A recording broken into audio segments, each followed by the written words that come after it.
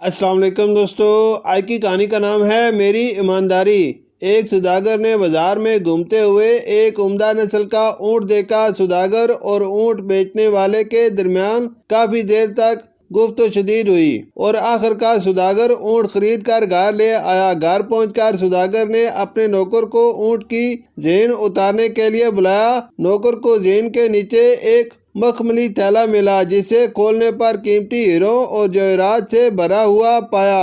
نوکر چلا کر بولا، آقا آپ نے اونٹ خریدا ہے، لیکن دیکھیں مفت میں کیا آیا ہے۔ سوداگر بھی حیران ہوا۔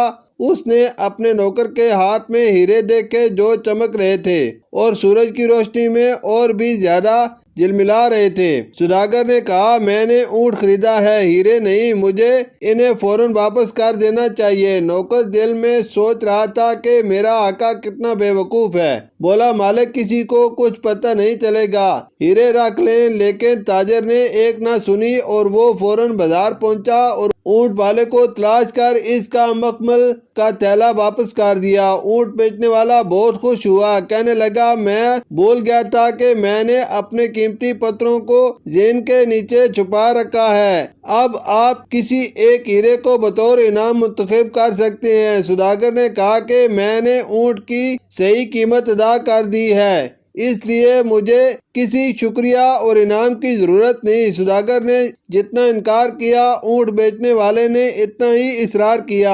آخرکار تاجر مسکرایا اور کہا کہ حقیقت میں جب میں نے تھیلی واپس لانے کا فیصلہ کیا تو میں نے پہلے ہی 2 قیمتی ہیرے اپنے پاس رکھ لیے تھے۔